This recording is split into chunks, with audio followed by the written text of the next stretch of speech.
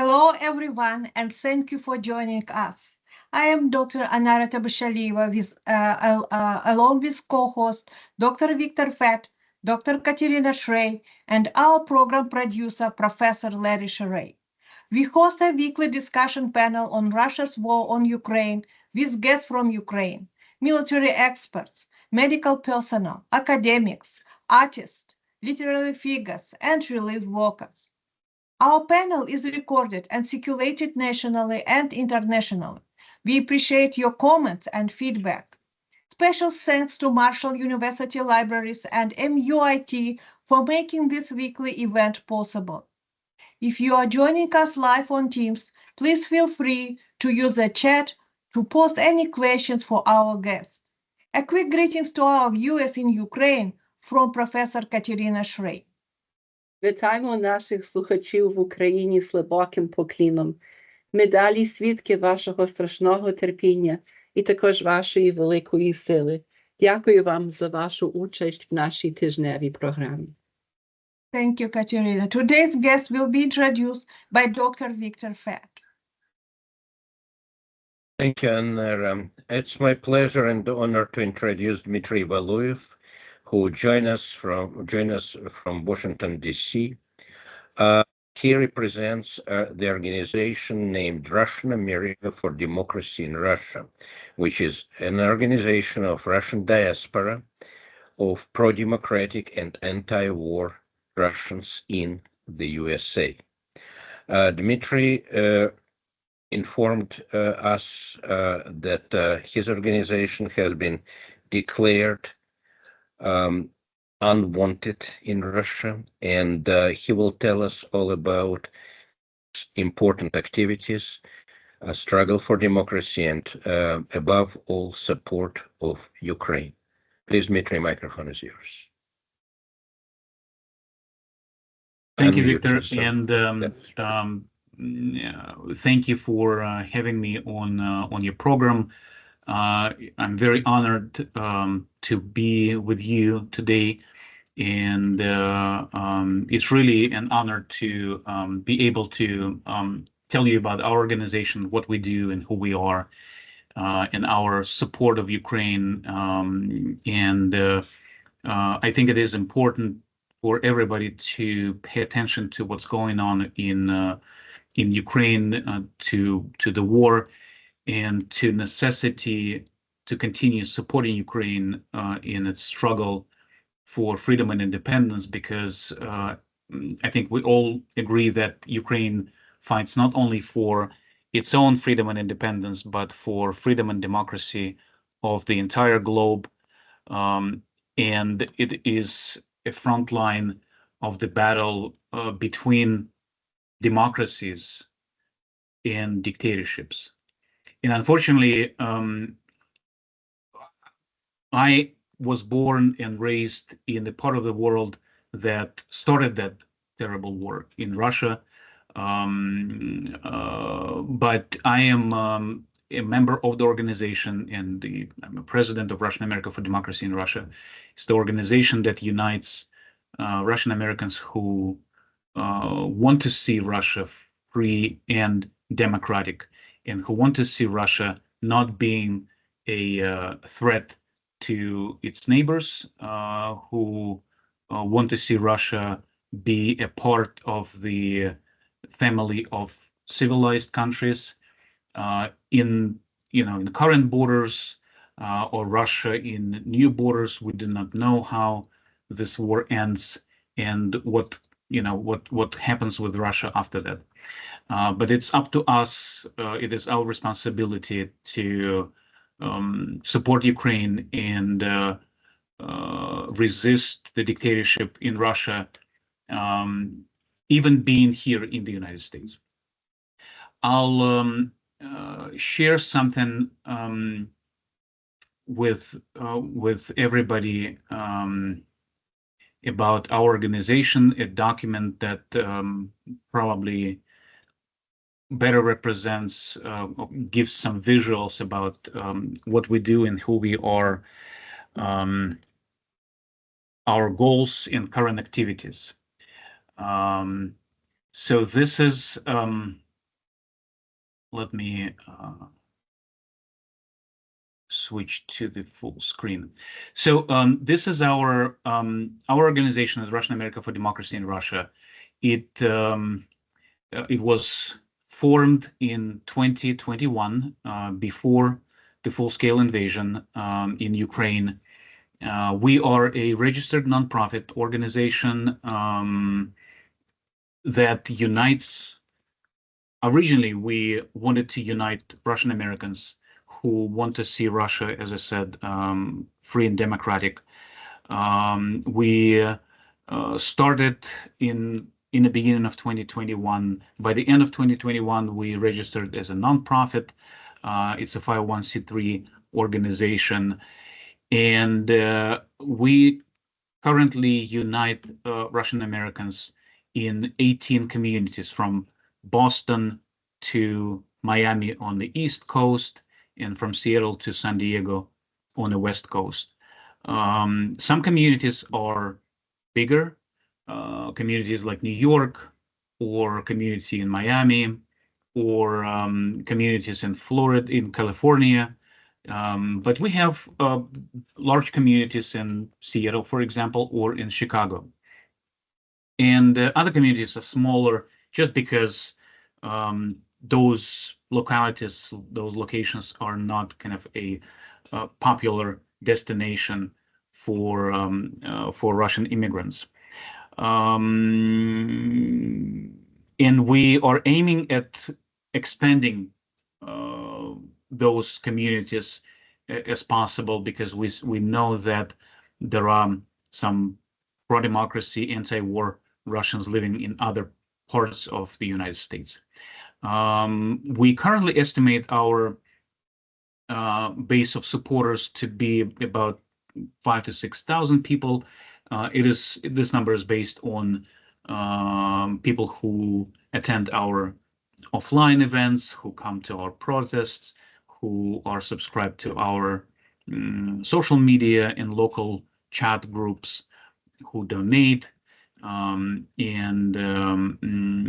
participate in other ways in our programs, in our projects. This is a little timeline, but I'll cover that a little later.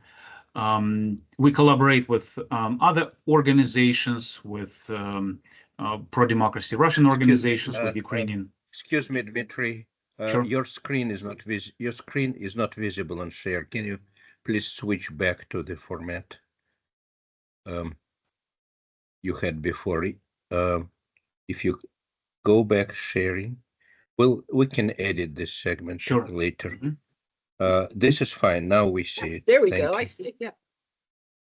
Thank you. So this wow. is Wow.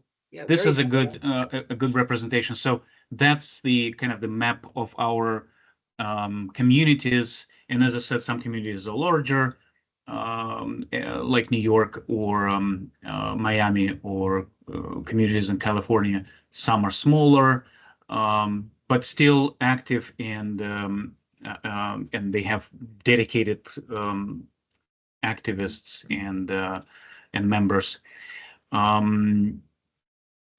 So we collaborate with different organizations from the network of pro-democracy Russian organizations and Ukrainian diaspora organizations in the United States, like RASM, like American Coalition for Ukraine, and so on. This is our kind of key organizers and key community members in different regions. I'll move to our activities, what they are, what we do, because we realize that just being there and having views is not enough. We have to act on what we believe in. We have to do something to create an alternative, really create an alternative to the Putin's dictatorship, because his vision, not his personally, but the Russian government vision, is to make sure that people do not have hope, that they rely all their hopes on the government, and the government is the only ruler in the country. That's not how civilized modern country operate. In any modern country, there are different, I would say, spheres of influence. There is a business, there is a religious world, there is a cultural world, media, non-profit area, local governments, and so on. Unfortunately, in Russia, all these areas are dominated by the government. And our really goal is to create an alternative and to resist the government's influence in all these areas, in the area of business, in the area of religion, circles, culture, and of course in our traditional socio-political world. So when we started in 2021, it was, as I said, it was before the full-scale invasion. Even though we supported Ukraine in coordinated activities with Ukrainian organizations before the 2022 full-scale invasion, and we participated in activities in the U.S. Congress, but I'll talk about that a little later. We started with two main research activities. Now, one is called property, and the other called agents. We started assembling a list of properties belonging to Russian officials in the United States, properties that belong to the officials, to Russian officials directly, or sometimes indirectly through relatives or partners, business partners. And we assembled by the end of the year a list of 40 properties, 40, in the United States. Many of them are on the East Coast, New York, Florida, but some of them were on the West Coast and in places like Colorado, like, for example, there is a kind of a ski resort in Colorado that some Putin's oligarchs like to buy property there. And the second project, called Agents, is a research project of pro-Kremlin activities in the United States through a network of different organizations that's called compatriot organizations, and how they call them. They are typically financed directly from the Russian government budget through a organization, a Russian agency called Россотрудничество. And those organizations in the United States organize different activities. They were most active before 2016, because in 2016, FBI started an investigation of Russian influence in the US election, and that kind of calmed down a little bit the activities.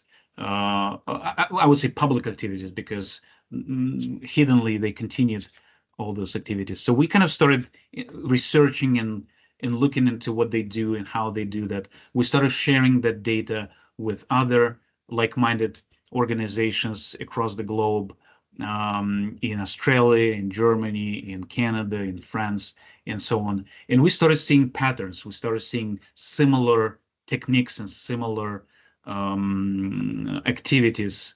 And we actually saw, to be honest with you, similar goals of those organizations, similar with us, in terms of building communities. They also want to build communities of their supporters, of people who support war, who support Kremlin's aggression, who support Kremlin's policies. One example in that regard, one organization in New York organized an event at the Times Square. It's the center of New York City. It's a very heart of New York, very popular touristic place. And they handed out T-shirts with Putin's face on it, and with words, "I am Putin's friend." And they handed out to tourists. There was a reporter from the government, Russian government media agency, from RIA Novosti or Tartas, I don't remember. And they made a report that, oh, that's the government who is against Russia, American government, but American people are really, want to be friends with Russia. It's all false narrative, of course, but they want to portray the American government as the evil, and they want to find, I would say, some cracks, some windows to enter and get along with some members of the American society. We organize meetings, networking events, street rallies and protests. And since the beginning of the full-scale invasion in 2022 in Ukraine, we started 2 new projects. One of them is called Freedom Birds for Ukraine. It's a fundraising project to support Ukrainian civilians and Ukrainian military. We supply non-lethal equipment to Ukrainian military because, in addition to weapons that we cannot deal with, that's the area of the government work. Military requires a lot of other things like power banks and power generators, like personal protection, some non-lethal equipment, thermal vision, something that we can buy here or in Europe and send to the front lines. And the second project, we call it anti-propaganda.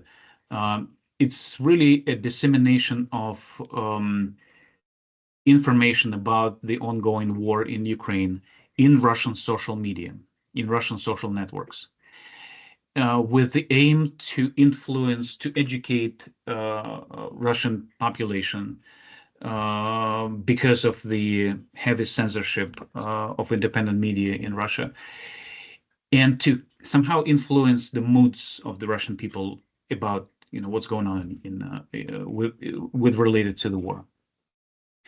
Another big item for us is to support political prisoners in Russia, which is estimated to be, the amount of prisoners estimated to be over 1,000 people. People who spoke out against the Russian government, who did not support the war, who criticized the government's actions in Ukraine, government's aggression in Ukraine. And we write letters to them. People organize local community events, raise funds that we can then send to the families of political prisoners, and so on. So a little bit about achievements, what we were able to achieve, what we've been able to achieve by doing what we do. I think our results are very modest. We would like to do more. In the meantime, it doesn't stop us because we think that, we have to do what we have to do. This is our responsibility. This is, the country that we were born and raised in, and we are the first to be, who should be involved into resisting that evil government.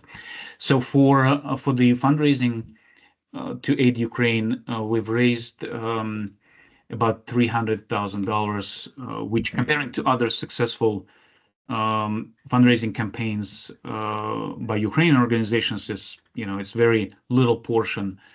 But in the meantime, we are a kind of organization formed by Russians, and we in the meantime we partner with Ukrainian volunteer organizations here in the United States and in Ukraine.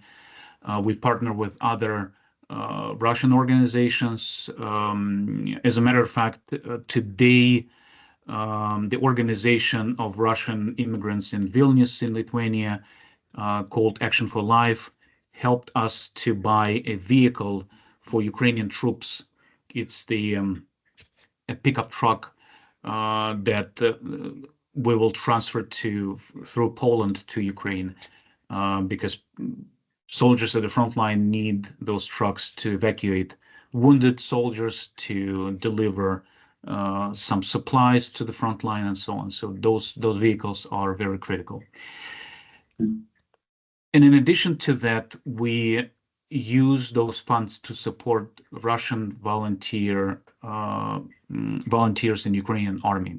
There are 3 units now in Ukrainian army of Russian comprised of Russian volunteers who resist, who fight alongside with Ukrainians, who resist Putin's aggression in Ukraine. And we would like to see the number of those volunteers grow. We know that there is a bigger demand than the capacity of those who work on background checks. There is this heavy background check for those who volunteer to fight in Ukrainian army. And that's, I think it is reasonable. But in the meantime, we want to see those number of units and number of volunteers from Russia grow in Ukrainian army. And maybe, hopefully, with Ukrainian advancement, they should be able to continue the fight with dictatorship in Russia.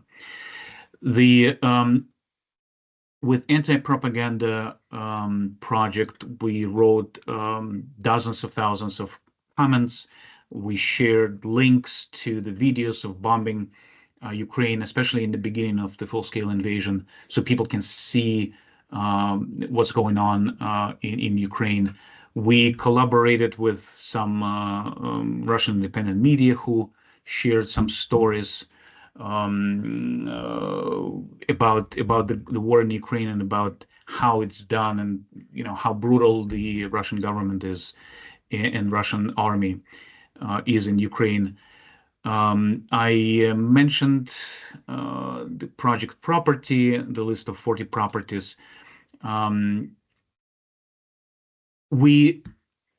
Another area of work that I have not mentioned yet is the advocacy campaigns in the US Congress and government agencies like State Department and the White House. We collaborate with Ukrainian organizations who organize advocacy campaigns on a regular basis since the beginning of the full-scale invasion. We took part in 5 of those campaigns, 4 in 2023. 2 of them were organized by the old Ukrainian diaspora. It's the UCCA, Ukrainian Congress Committee of America.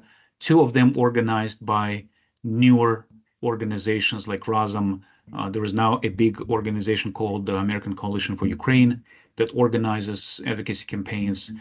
And there was one campaign in April this year. We organized in March 2024, we organized our first ever pro-democracy Russian American campaign in the US Congress.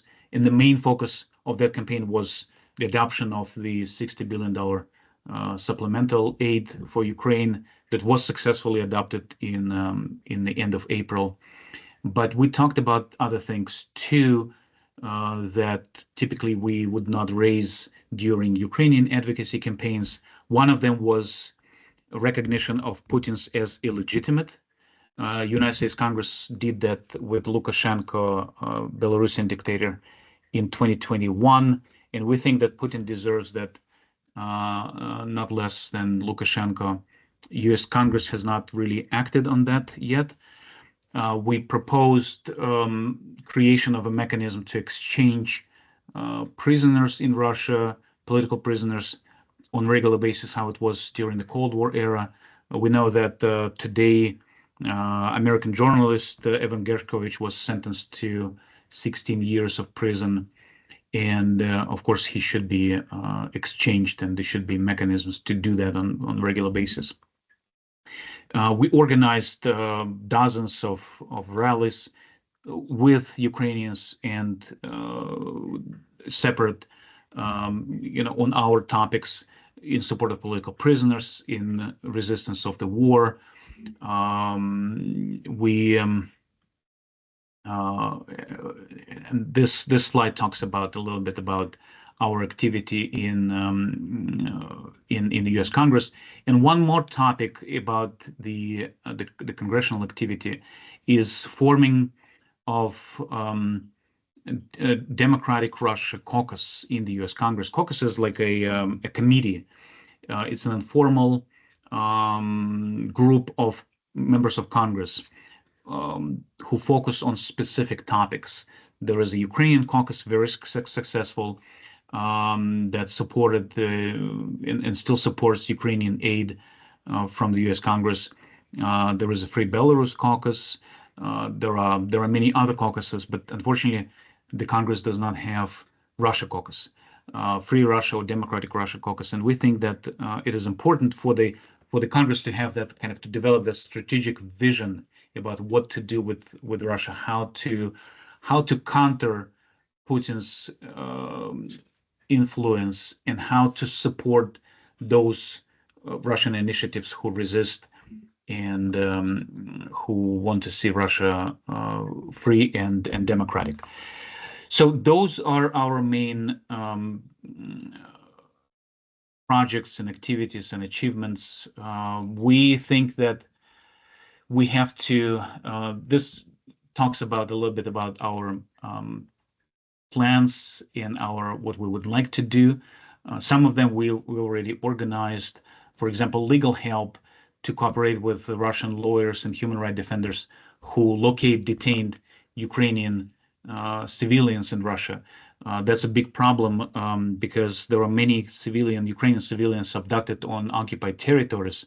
The estimation of those individuals is a couple of dozens of thousands of people. Only registered cases. There are many cases, unfortunately, that have not been registered. And we work with Russian individuals who help to locate them. There are tools to do that. There are different systems of calls and inquiries into the police stations and detention facilities that help. There are many success stories of people who've been found and who've been actually released, because most of the Ukrainian civilians detained and exist in, unfortunately, some sort of a gray area because they've not been properly apprehended in the legal system. They've not been charged in anything. They've been abducted and held at secret facilities. But again, there are ways to find them. Again, there are many other areas of work that we would like to engage more into. There is a big area of disseminating information in Russia, sharing and informing and trying to influence the Russian public about what's going on in Ukraine. About one of the things that we do is we translate some reports into Russian that originally have been published in English. For example, we translated a report by the UN Commission, a special UN Commission on violations of human rights in Ukraine by the Russian troops. And we disseminated that report in Russian social media. And we had a great viewership, I would say, because many people are interested in what's going on and kind of getting information not from just the government sources. So we think that work has to be done.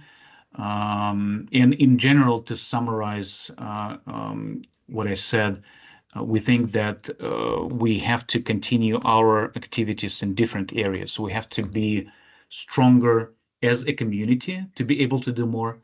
We have to engage more with decision makers in the United States. We have to inform American public about the importance of what's going on across the ocean to the United States, to Americans, because we think that it's not that far away, that it affects every day of American public. We think that we have to continue supporting Ukraine. Ukraine should win, and we believe that Ukraine will win. And we have to try to dismantle the evil dictatorship regime in Russia, because unfortunately, until dictatorship is defeated, there will not be a long-standing peace and security in the region, because Russia will always be a threat to its neighbors. Russia will always be aggressive and militaristic, and it has to stop. It has to stop with the end of dictatorship once and for all. And that's one of our core missions, is to make sure that we will be able to weaken the regime to the degree it can fall, and we can influence positive changes on the territory of the Russian borders. So I think that's all. That's everything. Most of the things about what we do, and we can continue the conversations. And I can stop sharing my screen now. Thank you, Dmitry, very much for your remarkable talk. And I'm sure I already see raised hand. I'm sure we have many questions. I will give microphone to Dr. Len Deutsch, our former graduate dean of Marshall University, West Virginia. Please, Len. I commend you for your bravery, especially since you are so public about your activities. Are your members harassed by Russian hackers? And if so, how do you deal with this attempt on the part of people and the Russian government to retaliate with because of your activity?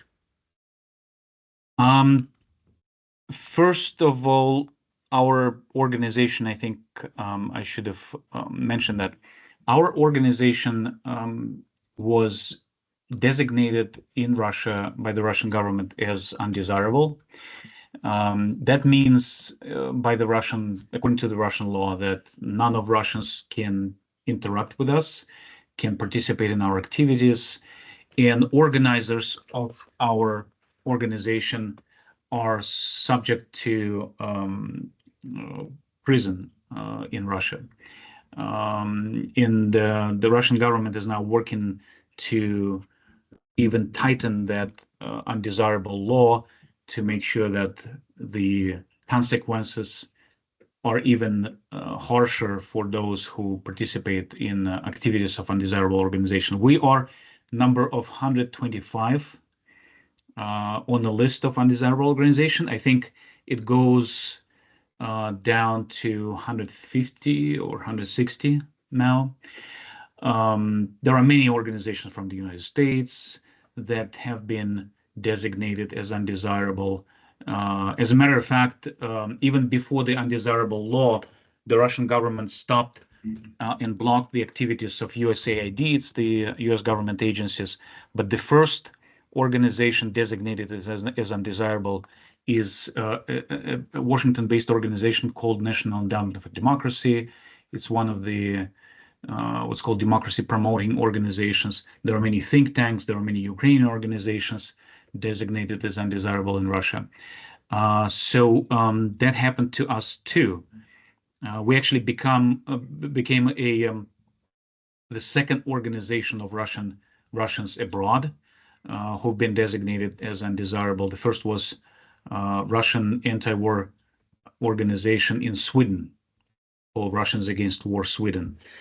So they started with Sweden and then switched to the United States. But after us, they designated other organizations in other countries, like in Spain, in France. Recently, just I think a week ago, they designated our colleagues from Finland as undesirable. Similar organizations, kind of a diaspora anti-war organization in Finland.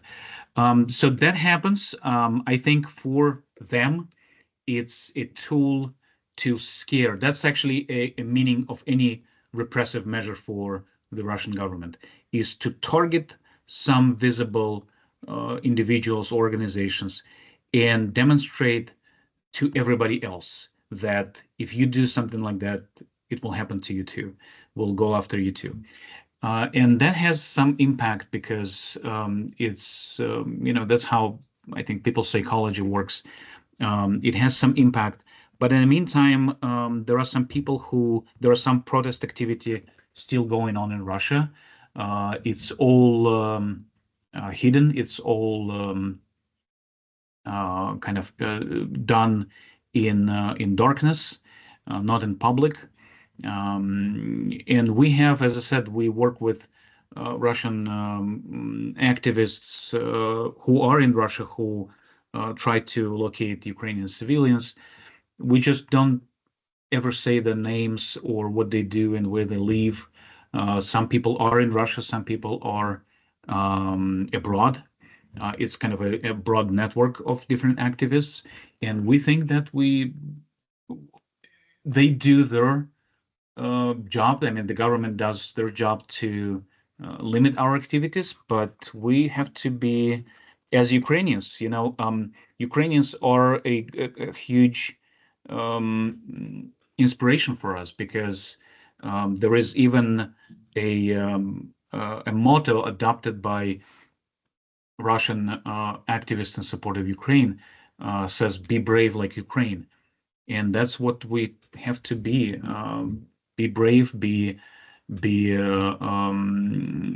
strong and resist, because if we allow the government, the Russian dictatorship to break us, to scare us, they will succeed, and we cannot allow that. If they succeed, we will live in a very different world than we live now, and we don't want that.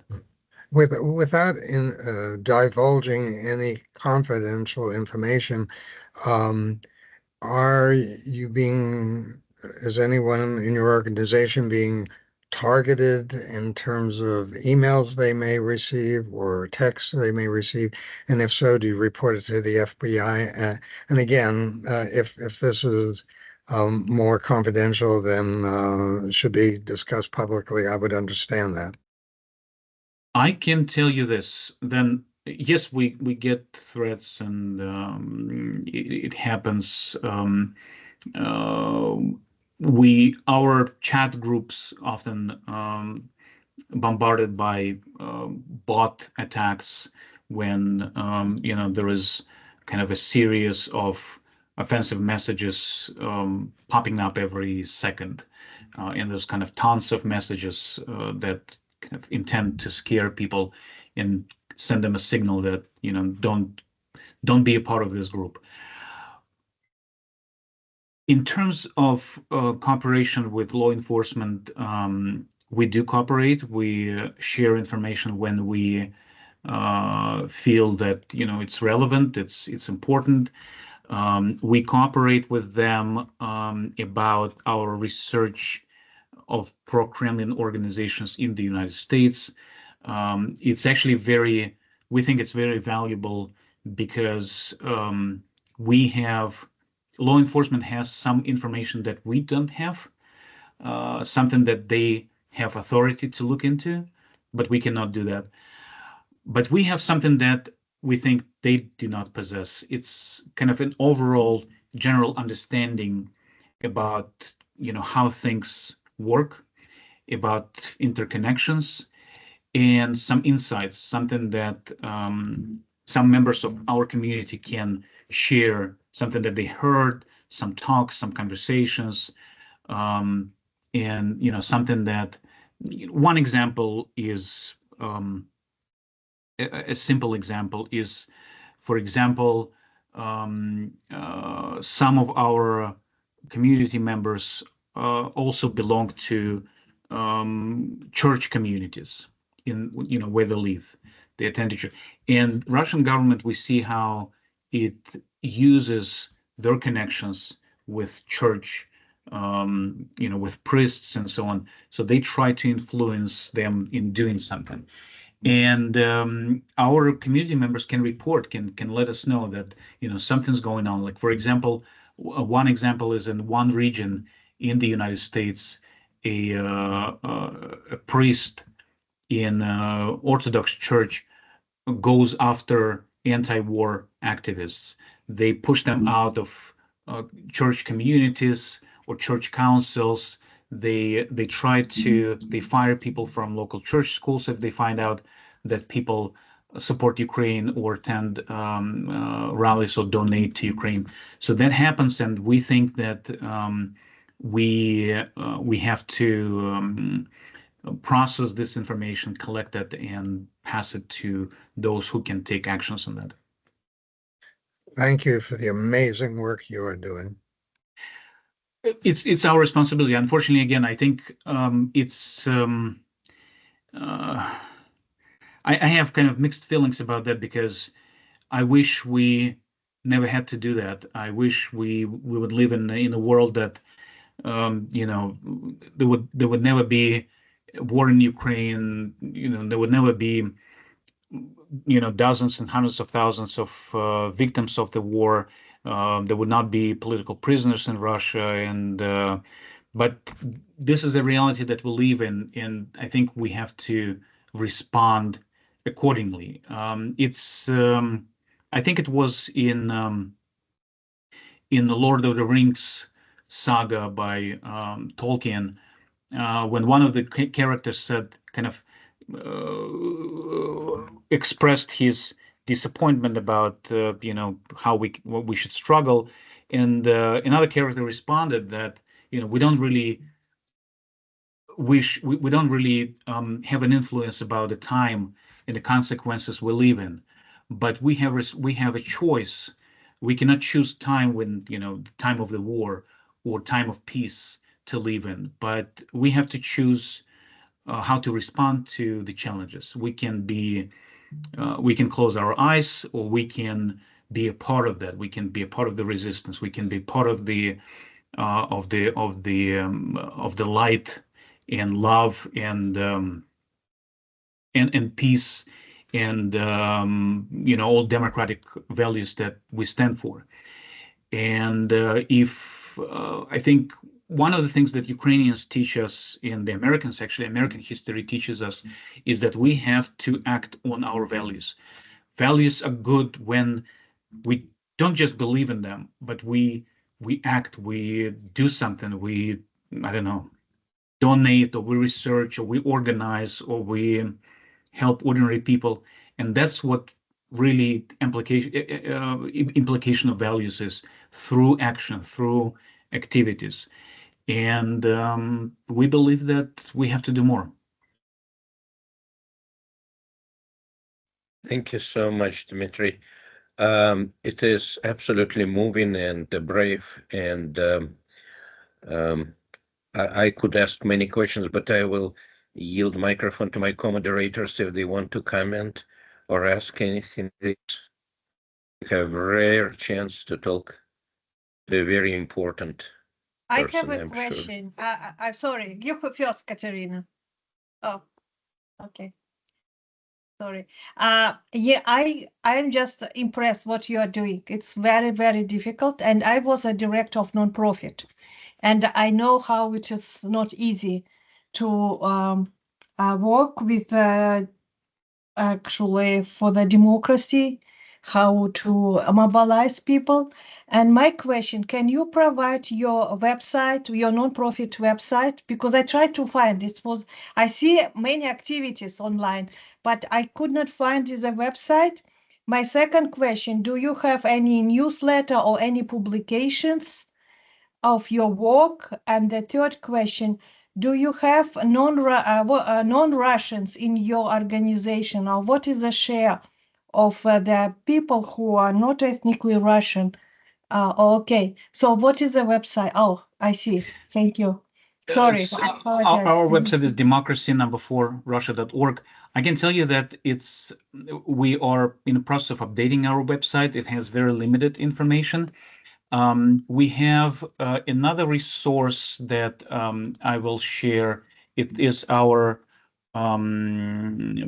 website of our Ukrainian fundraising project called Freedom Birds for Ukraine, and the website is freedombirds.help. I'll share it on my screen right now here. So it has main information about the project and its goals. It's in 3 languages. It's in Ukrainian, it's in English, and in Russian. It has a little map, ongoing activities, a little map of where we send our help, little reports. That's how what we actually get in response to our deliveries. Those are soldiers at the front line holding drones or thermal visions, and sending thank you messages to volunteers who participated. So there's little devices that we supply,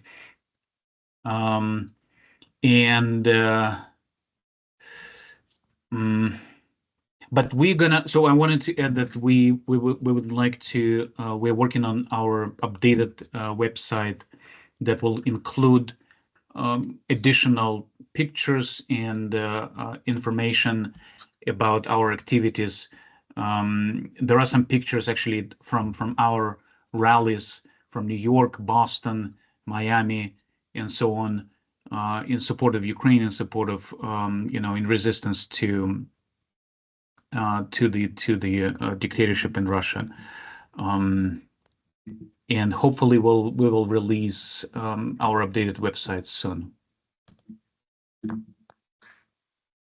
So my question was that, do you have the non-Russians as a participants in your organization, and what is share of them in your, and any foreigners, because Russia is so big, and it's not only a war between Russians and Ukrainians, and also do you have Ukrainians who joined your organization? We partner with Ukrainians. We do not. Ukrainians are, and I think it's a big advantage of Ukrainian community in the United States. They are much more organized than we are. There is a network of old Ukrainian organizations that started in the beginning of 20th century, in 1920, 1925, after the Bolshevik Revolution in Russia. There is a big organization called the UCCA, Ukrainian Congress Committee of America, old organization. They started working in the Congress in the beginning, in the middle of last century, in the 60s. There is a new organizations called Maidan generation organizations after 2014. Razum for Ukraine, Unite Help Ukraine, and we cooperate with them.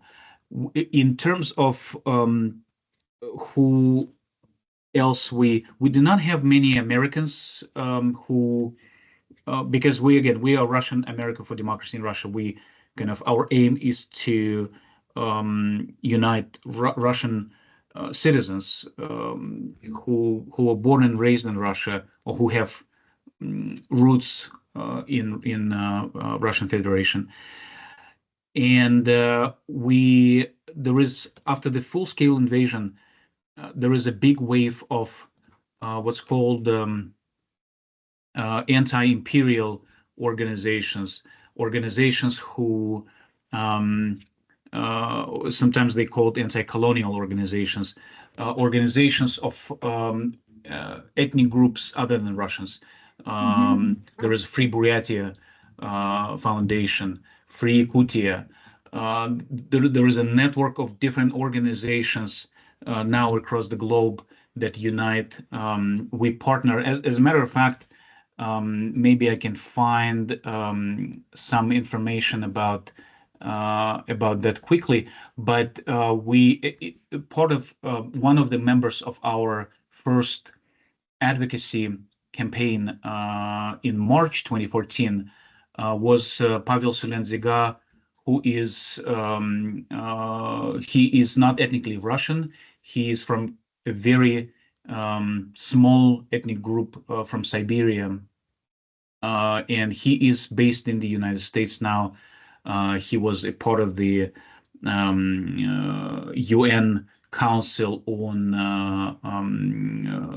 Indigenous People in Russia, and now he continues his work on working with indigenous people in Russia. There is a big movement in that area because people feel that they have to stand for their own rights, for their own ethnic identity, for their own cultural identity. Again, because the Russian government dominates in all areas, including suppressing the rights of indigenous people in Russia. And he was a part of our delegation. He lives in one of the states. He represented that state in our delegation. And we want to do more in kind of with regard to working with indigenous groups in Russia who we think that do tremendous work right now in kind of informing, because unfortunately we touched that topic a little bit before the recording started. Unfortunately, the Russian government benefits on economical disadvantages of those areas with predominantly indigenous population. And we see that they recruit people, offering them some benefits, some social benefits, some financial benefits. They recruit people from those regions because those regions are economically underdeveloped, and they've been and the government kind of maintains that to be able to find some cannon fodder for the front line in Ukraine. And again, there's more that should be done and can be done with that regard, and we want to be a part of that too. Great, thank you.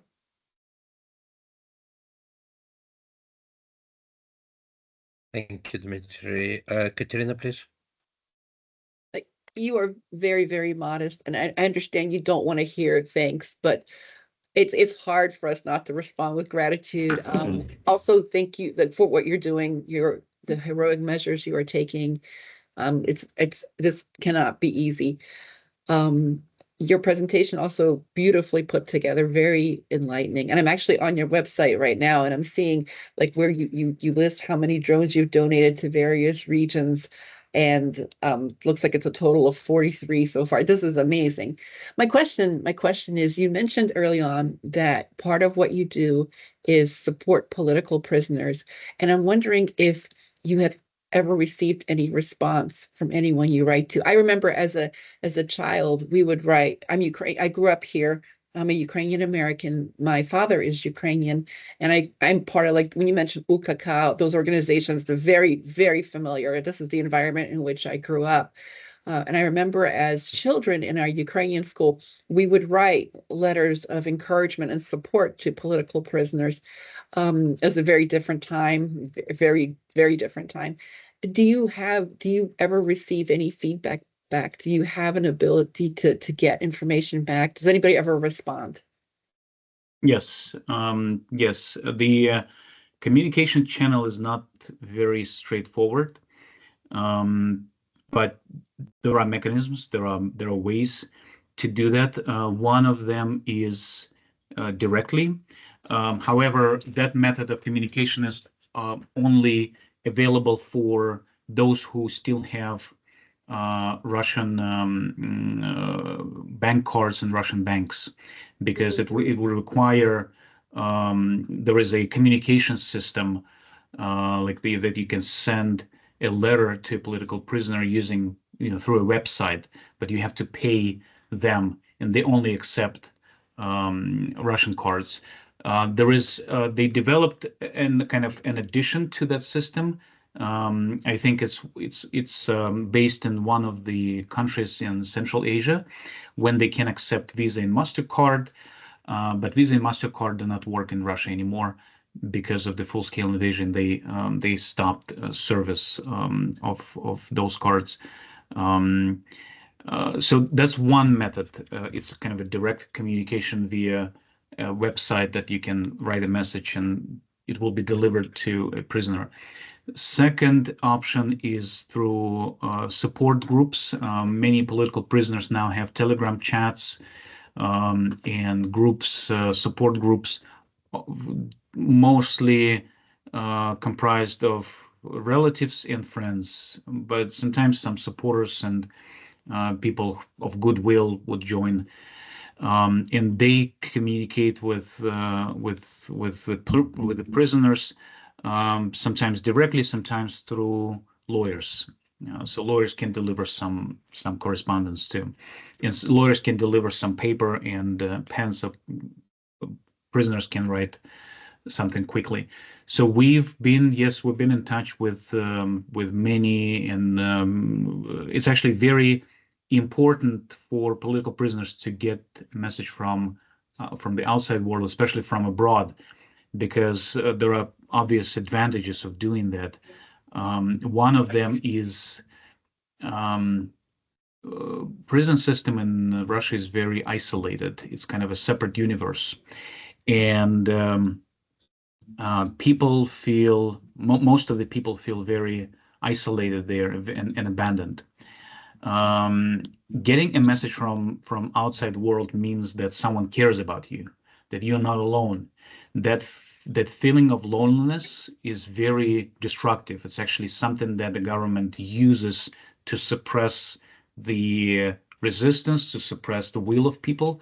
It's to make sure that kind of give them an idea that nobody cares about them. They're all alone. Government is the only structure that can do something, that has power. And shifting that focus that someone else can care about you, someone else cares about a prisoner, gives that person an ability to survive, to resist, to not to bend to the system, not to bow to the system, but to kind of keep their spirit, keep their consciousness.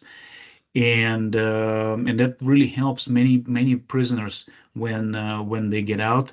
They confirm that they sometimes kept those letters and reread them, because it gives them kind of an idea that, oh, someone else is there, like in, I don't know, in California, in San Francisco, or in Seattle, or in Miami, thinks about them, and there is another life. Because in those very isolated systems, there is an kind of it psychologically kind of pressures people to think that that's the only living, that's the only way to, that's the only reality. It's the prison. It's not true. And again, those letters kind of help people to see that, feel that sense of that, there is another world, that there is another someone else who cares about you, and your job, the prisoner's job, is just to survive, to make sure that they don't lose themselves, and there is a way that there is a chance that they get out. That's so impressive that your organization, in addition to direct advocacy, fundraising, sending drones, sending thermal vision, that you've also included this really spiritual, sustaining a person's soul, that you include this in your work. It's truly impressive, and just thank you from the bottom of my heart. I see that Carol Miller has her hand up, so I'm going to yield the microphone to Carol. As an American, born and raised in America, impoverished in many ways. Carol, can you turn your volume up? I don't know, Or maybe. we can barely hear you. Maybe put your mic closer to your mouth. Okay, that's it. There it is. That's forgive me.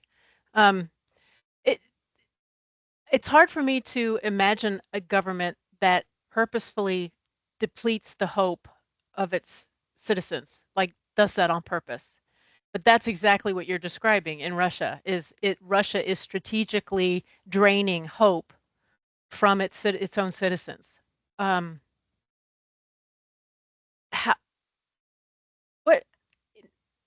If Russia's current system is in fact dismantled, what does that region of the world look like 15, 20, 30 years from now? What does it look like? It is a difficult question. And unfortunately, I don't have good answers. I have to be honest with you. I think the longer, and that's kind of our pain, is that the longer the dictatorship exists, the longer it drains out and wipes out all living organisms in the country, the more it looks like, I don't know, areas like Iraq after Saddam Hussein, areas like Syria after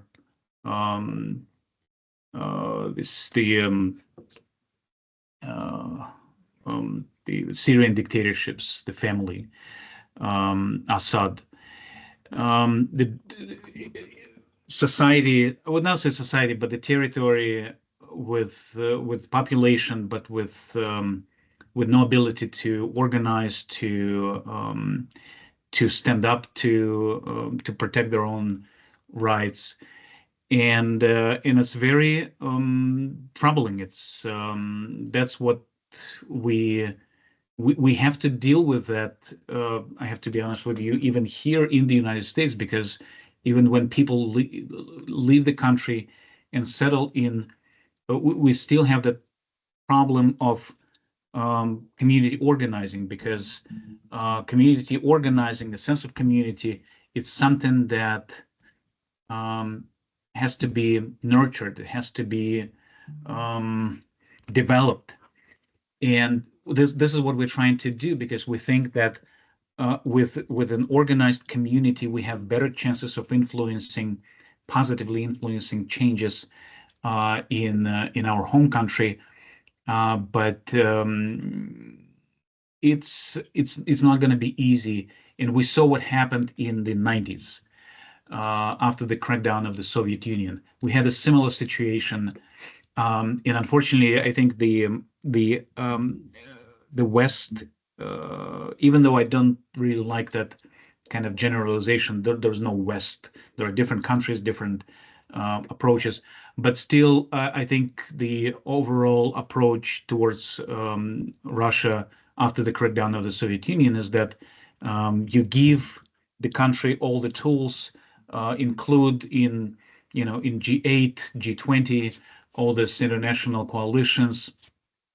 You give the country tools to exchange transactions and make investments, and it will gradually organically grow into democracy. And I think the hope was that the more of independent businesses you have, the more of independent enterprises you have, that will be kind of the foundation of kind of the middle class, which organically has democratic intentions. And I think part of the problem was that it's without a long tradition, historical tradition of being democracy, without those peer-to-peer connections and mechanisms developed, it's very difficult for a community, for a society, especially as big as Russia, to organically develop those things. It has to be there has to be some checks and balances mechanisms. There has to be some, I would say, KPI tools that if going forward, that if Russia is is included into some international institutions, there would be some responsibility that some sort of measures have to be implemented, some reforms, some and not just economical reforms, but legal reforms of access for rights of the independent media to be to operate in Russia, of independent nonprofit groups. Kind of that fabric of communities of the civil society has to be created, because without that, the government feels that it can do anything that is in their power. And the problem with Putin was that he felt that very quickly he had access to tremendous resources. He was allowed to sell oil and gas across the globe and generate a lot of cash, but there was no responsibility. Nobody really seriously questioned him on violations of human rights, and it was okay to do business in Russia, do business with Russia, but not to seriously question the erosion of those and destruction of the civil society, fabric of civil society in Russia. And the thing is that the way the government, any government, acts domestically, it will be mirrored internationally. It will be the same policy, the same approach globally.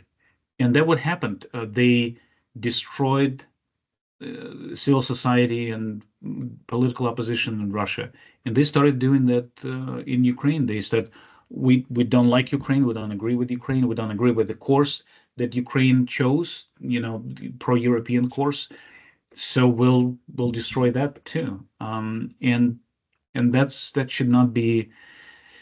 And I think that's the big struggle now in the world, because Putin builds an axis of evil. He invites other countries into that mentality. He says, we don't need America to set up the rules.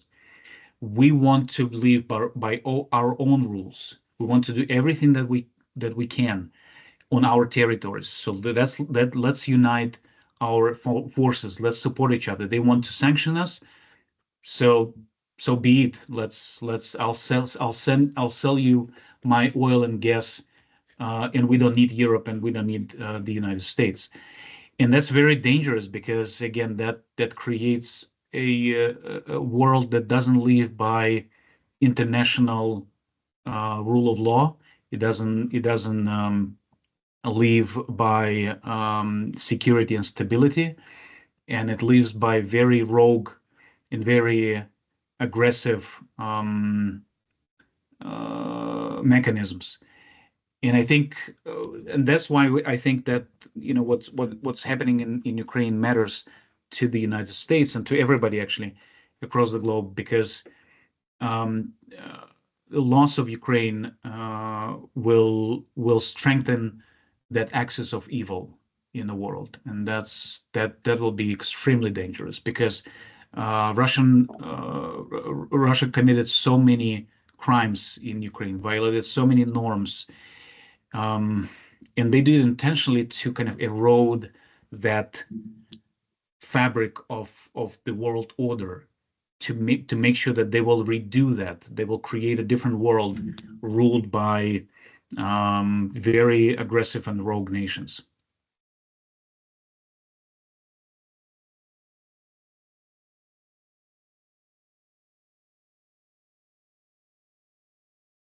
Your mic is off.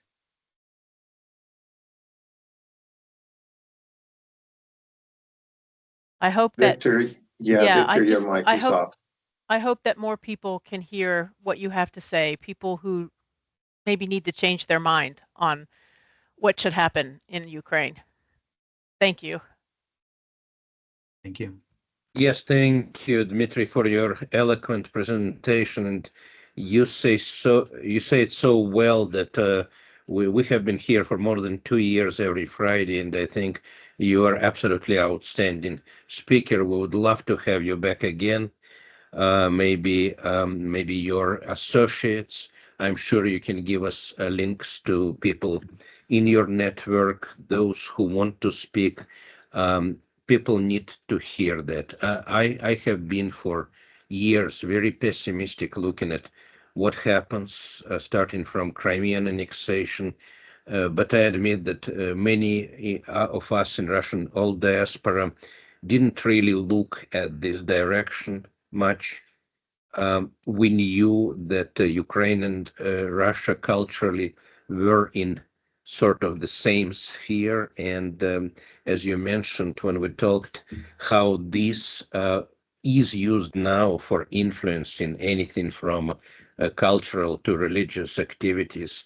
Not to forget to remind our audience that Russian Orthodox Church here in the United States and in other countries beyond Russia went under Moscow rule in 2009. There was a merger of a kind. I know also that there are a lot of protests against what can be called soft power through the Orthodox churches that you mentioned, including those in our nation's capital. So there are so many things to discuss, but we have been here long enough. We'll need to let you go unless I have more questions or comments from our limited audience right now. Please, we will put the link immediately on YouTube, and we'll ask you to disseminate it to your associates, and we will do likewise. Please, comments or questions? If we don't have them, I will ask Dr. Shrey to give our greeting to our Ukrainian viewers, please, Katerina. Дорогі браття і сестри в Україні, ми зберігаємо вас у наших щоденних думках і молитвах. Нехай милосердний Бог тримає вас у своїй опіці. До наступного тижня. Прощаємося. Слава Україні! Героям слава! Героям слава!